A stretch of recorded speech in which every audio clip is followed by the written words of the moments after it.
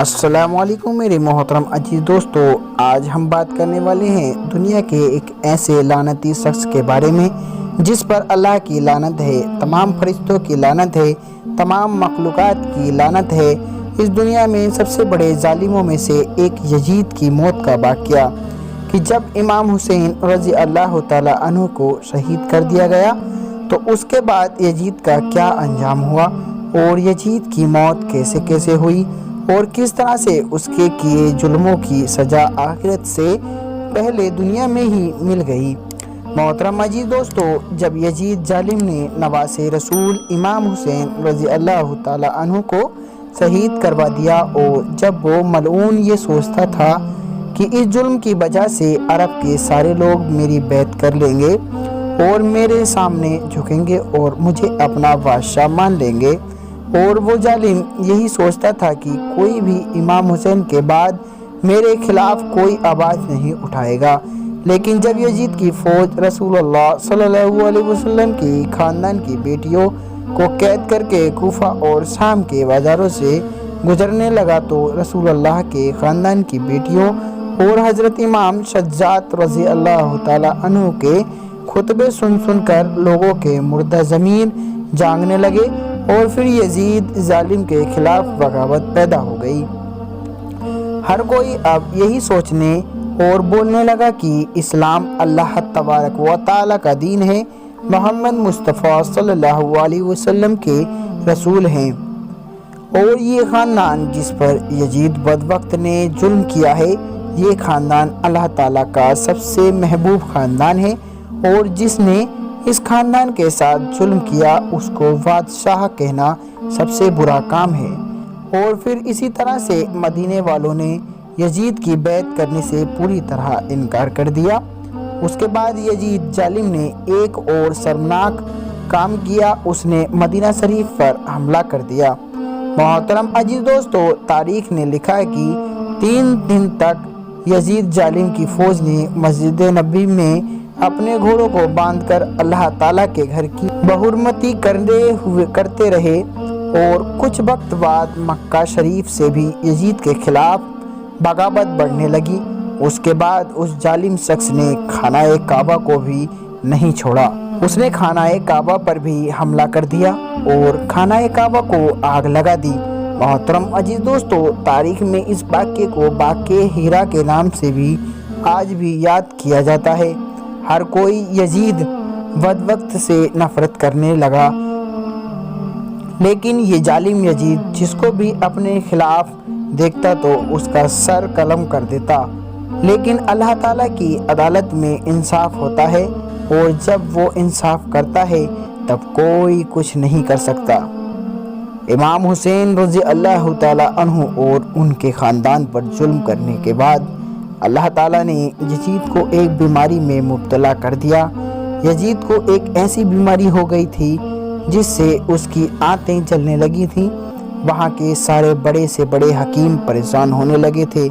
کہ یہ کیسی بدترین بیماری ہے کہ یزید کا پیٹ اندر سے اپنے آپ ہی ختم ہو رہا ہے، پیٹ اندر سڑ رہا ہے، اور اس بیماری میں یزید کو اتنی زیادہ پیاس لگتی تھی کہ یہ بدبخت پانی کے لیے تڑپتا تھا، لیکن جب اسے پانی پلایا جاتا تو یہی پانی اس کے پیٹ کو جلاتا تھا، اور اس کے بعد وہ ظالم اپنا سر پیٹتا رہتا تھا، اور اس کے محل کے لوگ یزید کی یہ حالت دیکھ کر کہتے تھے کہ یہ عذاب اس ظالم پر امام حسین اور ان کے پورے خاندان پر پانی بند کرنے کی وجہ سے آیا ہے۔ اس کی یہ حالت دیکھ محل کے لوگ کہتے تھے کہ کیا فائدہ ایسی بادشاہی حاصل کر کے جو ایک بوند پانی کو بھی ترستا ہے۔ ایک دن یزید نے اپنی اس بیماری کی حالت میں اپنے بیٹے معاویہ کو بلایا اور اپنے بیٹے معاویہ سے کہنے لگا، بیٹا یہ بیماری میری جان لے کر ہی چھوڑے گی، اے میرے بیٹے، میرے بعد تم کو ہی بادشاہ بننا ہے، تم ہی اس تخت کے مالک بنو گے۔ جس کے بعد یزید کے بیٹے نے اپنی نظروں کو اٹھا کر کہا، اس تخت پر تو امام حسین رضی اللہ تعالی عنہ کا خون لگا ہے، کیا تم یہ چاہتے ہو کہ جیسے دنیا تم پر لعنت کر رہی ہے ویسے ہی مجھ پر بھی کرے؟ ہرگز نہیں، نواسہ رسول کے خون سے آلودہ ہے یہ تخت، ایسے تخت اور بادشاہی پر میں لعنت کرتا ہوں۔ یزید اب حیرت سے اپنی ہی اولاد کو دیکھ رہا تھا اور یزید کے محل کے لوگ اب افسوس کر رہے تھے۔ دوستو، آپ کو بتا دوں، اس سمے جب یزید کو یہ بیماری ہوئی تو یزید کے سامنے بڑے سے بڑے نشے کی چیز لائی جاتی تھی تاکہ یزید پوری طرح سے نشے میں رہے اور اس کو یہ درد کسی بھی طرح سے محسوس نہ ہو اور وہ پیاس کی وجہ سے تڑپے نہیں۔ ایسی ہی نشے کی حالت میں ایک دن یزید اپنے سپاہیوں سے کہنے لگا، میرا وہ بندر کہاں ہے جو میرے ساتھ رہتا ہے؟ تبھی لوگوں نے اسے سمجھایا اور اس سے کہا کہ شاید وہ جنگل کی طرف نکل گیا ہوگا۔ یزید نے کہا، ہم بھی ابھی جائیں گے اور اسے ڈھونڈ کر لائیں گے۔ جیسے ہی وہ اپنے بندر کو ڈھونڈنے کے لیے اپنے سپاہیوں کے ساتھ گھوڑے پر بیٹھ کر باہر نکلا تو گھوڑے نے امام حسین رضی اللہ تعالی عنہ کے اس قاتل کو اپنی پیٹھ سے گرا دیا اور یزید کا پیر گھوڑے کی رکاب میں پھنس گیا اور اس کے بعد وہ گھوڑا دوڑنے لگا اور یزید زمین پر گرتے گرتے زمین پر تڑپتا رہا اور وہ گھوڑا اسے کافی دور تک گھسیٹتے ہوئے دوڑتا رہا۔ تبھی اچانک اس کا سر ایک پتھر سے ٹکرا گیا، لیکن اس کے باوجود بھی وہ گھوڑا رکا نہیں، یہاں تک کہ یزید ملعون کا پورا جسم زخمی ہو گیا۔ اور جب وہ گھوڑا رکا تو یزید کی فوج نے دیکھا کہ یزید کی موت ہو چکی ہے۔ اس کی فوج نے یزید کی لاش کو دیکھا تو وہ فوج خود کہنے لگی، امام حسین رضی اللہ تعالی عنہ کے قتل کی یہی سزا ہے۔ دوستو، یزید کی قبر کہاں پر ہے؟ اس قبر سے یزید کی موت ہوئی، جسے دنیا میں تو اس طرح سے یزید کی موت ہوئی جسے دنیا میں تو سزا ملی ہے، آخرت میں بھی ملے گی۔ اور اس کے بعد ظالم یزید کو ملک شام میں دفن کر دیا گیا۔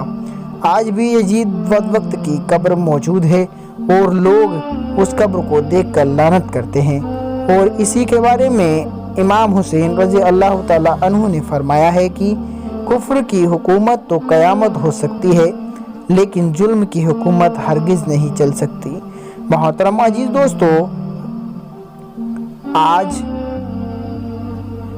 عزیز دوستو، یزید آج پوری دنیا کے لیے سبق بن گیا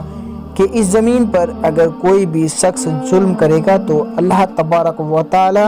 اس کا نام و نشان اس دنیا سے ختم کر دے گا اور آنے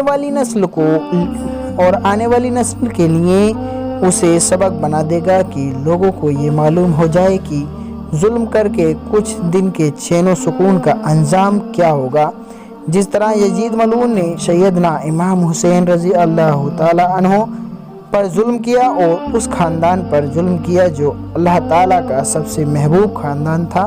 اور ان پر زیادتی کی، تو اللہ تعالیٰ نے اس ظالم کو پوری دنیا کے لیے عبرت کا نشان بنا دیا۔